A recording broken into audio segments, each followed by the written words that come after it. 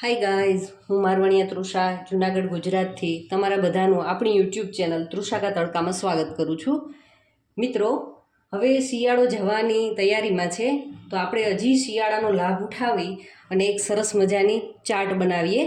એ પણ આપણે લીલા મળતા કઠોળની ચાટ. એની અંદર આપણે લીલા વટાણા, લીલા ચણા અને બીજી 2-4 વસ્તુઓ લીધી છે અને એ પણ એકદમ ઓઇલ ફ્રી ચાટ બનવાની છે. હવે તમે વિચારશો કે ચાટ અને વળી પાછી ઓઇલ ફ્રી, તો હા, તો હવે આપણે આની શરૂઆત કરી દઈએ. તો એની પહેલાં આપણે શું કરશું, તો ગેસની ફ્લેમ ચાલુ કરી અને ગેસ ઉપર આપણે આ જે લીલા વટાણા લીધા છે એને ડ્રાય રોસ્ટ કરવાના છે. સારી રીતે એમને શેકી લેવાના છે. મિત્રો, આ ચાટ છે એકદમ હેલ્ધી છે, કારણ કે આપણે એની અંદર પ્રોટીનથી ભરપૂર એવા કઠોળનો ઉપયોગ કરીશું. તો તમે જરૂરથી ઘરે આ ચાટ બનાવવાની ટ્રાય કરજો. ખૂબ જ સરસ લાગે છે ને બાળકોને તમે એક વખત ચખાડશો તો ફરી પાછી એની ડિમાન્ડ તો આવવાની જ છે. તો આને સારી રીતે આપણે રોસ્ટ કરી લઈએ.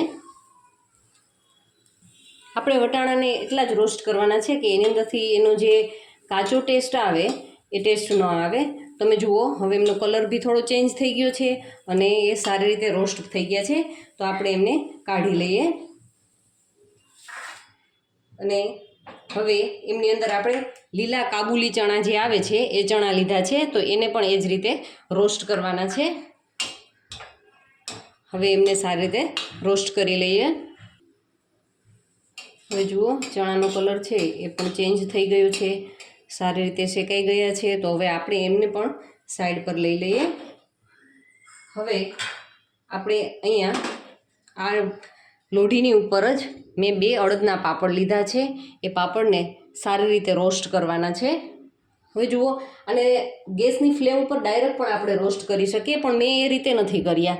એની પાછળનું રીઝન શું છે, તો કે આ રીતે આપણે એમને કપડાની મદદથી દબાવી અને પાપડ શેકીશું તો એ લાંબો ટાઈમ સુધી એકદમ સરસ ક્રિસ્પી રહેશે, એમની ક્રિસ્પીનેસ જળવાઈ રહેશે. કારણ કે આપણે એ ચાટની અંદર બીજું આમ તો કંઈ લિક્વિડ યુઝ નથી કરતા, પણ આપણે લીંબુ નીચોવશું તો એના કારણે એ થોડીક ઢીલી પડવાની શક્યતા રહે. પણ જો આ રીતે પાપડ લીધો હશે તો લોંગ ટાઈમ સુધી એ સારો એવો ને એવો ક્રિસ્પી રહેશે. તો આપણે ગેસ ઉપર આ રીતે પાપડને રોસ્ટ કરી લઈએ. હવે જુઓ, આપણા બંને પાપડ સારી રીતે રોસ્ટ થઈ ગયા છે.